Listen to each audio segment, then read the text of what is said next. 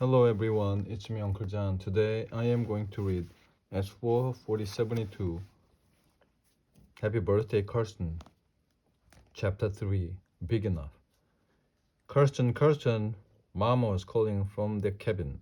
It was late morning, and Kirsten and Lisbeth was straining cheese curds in the shed next to the big house.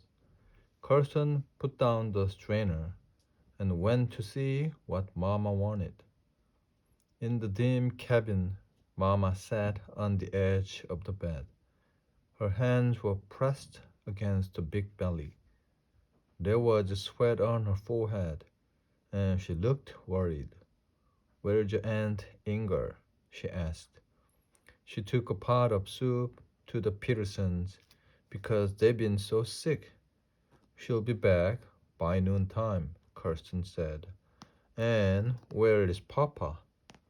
He and Uncle Olaf are helping Mr. Peterson finish his planting. Kirsten looked at her mother curiously. Why was Mama asking all these questions? She knew as well as Kirsten what work had to be done today. She was the one who had told Kirsten and Lisbeth to strain cheese curds. They'll be back soon, won't they? Mama asked. Yes, Mama.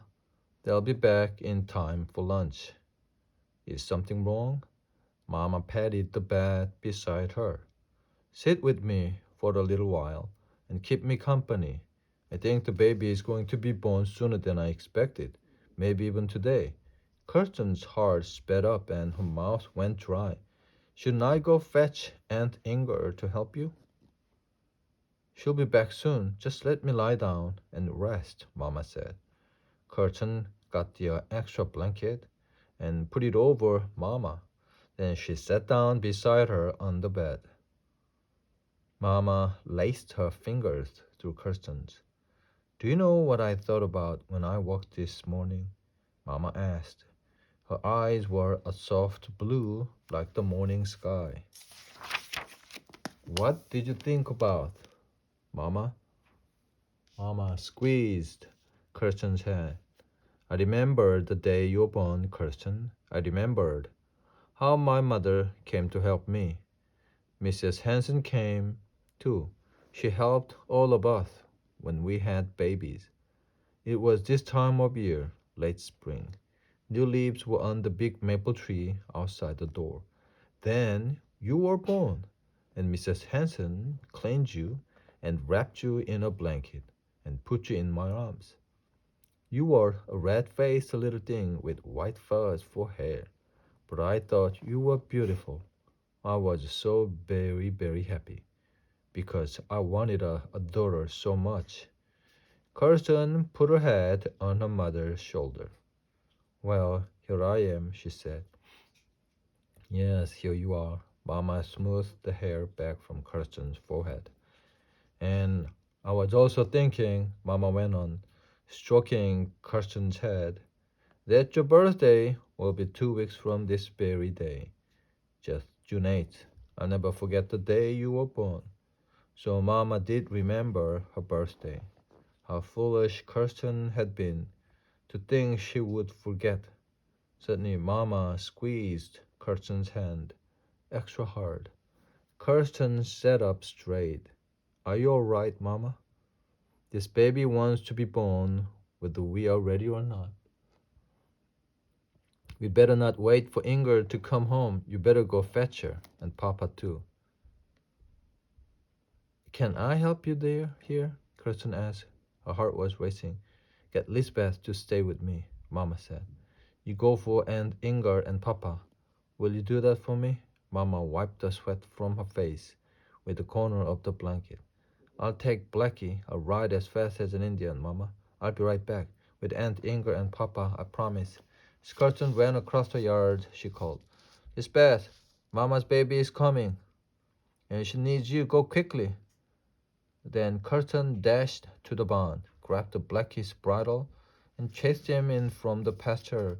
"We have to hurry, Blackie," she said as she passed a bit between the horse's teeth. She climbed up the fence and onto his back. The blackie liked to run. When Kirsten turned him into the lane and kicked him, he took off like a prairie fire. Kirsten leaned forward and Blackie's mane whipped the face. She held on to his mane and the reins and guided him with her knees. It wasn't far to the Petersons' cabin, maybe 2 or 3 miles. Come on, Carson urged the horse. Blackbird just swept up from the fields as they passed. Blackie's hooves on the dirt lane pounded like a second heartbeat. Let Mama be all right, Carson prayed. Please, let her be all right. Carson began calling, Aunt Inger, as she rode up to the Petersons' cabin. Aunt Inger was at the doorway in a moment. Is it your Mama's time? She asked. She says to come quickly. Oh, Aunt Inger, please go as fast as you can. But Aunt Inger was already on her way, running more than walking, taking the shortcut across the field. Your father and the others are near the creek, she called over her shoulder. And don't worry, your mama is strong and healthy. Carson couldn't help but worry. She turned Blackie to guide him down to the creek. Blackie couldn't gallop on this rocky path, but he trotted as if he knew they were on an important errand.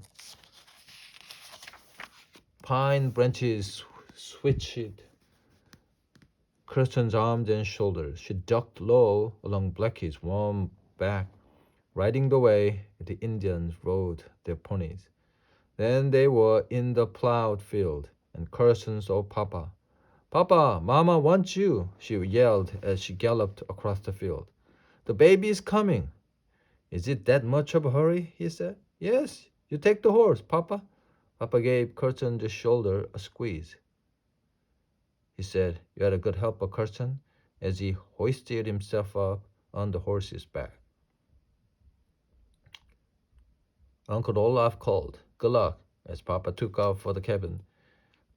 Kirsten and Uncle Olaf followed on foot. Let's run, Kirsten said. I want to help Mama too. Walking will get us there fast enough, Kirsten. Uncle Olaf said kindly. You're too young to be in the cabin anyway. Ingo and your father will do what's needed for your mama. You wait with Lisbeth and Anna at our house. There's plenty for you to do there. So Kirsten went back to the big house, where Lisbeth heated soup and sliced bread and cheese for the noon meal. But how could Kirsten eat when Mama was having the baby? She picked at her food. Waiting was so hard. We'd all better get on with what we have to do, Uncle Olaf said after he finished his soup. Babies come when they're ready. We can't hurry this one by worrying. The afternoon crept along. Kirsten washed up the bowls and then fed the pigs and chickens.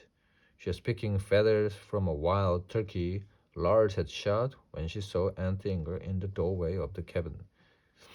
Aunt Inger waved her apron like a flag, and she was smiling. Kirsten and Peter leaped like a jackrabbit across the pasture. As they came to the door of the cabin, Kirsten took Peter's hand. He was trembling like a newborn calf. Is Mama all right? He blurted, before Aunt Inger had a chance to say a word. But Kirsten knew from Aunt Inger's smile that the news was good. Come see for yourselves, Aunt Inger said and stood aside. Kirsten and Peter tiptoed into the cabin. The sunlight made a path across the floor to the big bed where Mama lay. She held out her hand to them. Come see your little sister, she said. There in the wooden cradle lay a little bundle in a blanket. Kirsten bent down. She saw a tiny pink face under a wisp of hair like yellow duck down. I thought a baby would be bigger, Peter said softly. Babies just start up very small, Mama said. But she's big enough. She reached up and ruffled his fair hair.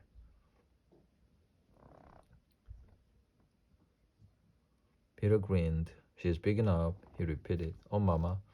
Kirsten breathed. Suddenly all of the extra energy went out of her. She wished she could just curl up on the bed beside Mama and rest too. Now there are 6 of us, Mama said. Another mouth to feed, Papa said. He was smiling his biggest smile. But all 6 of us are safe and well, Thank the Lord. The end.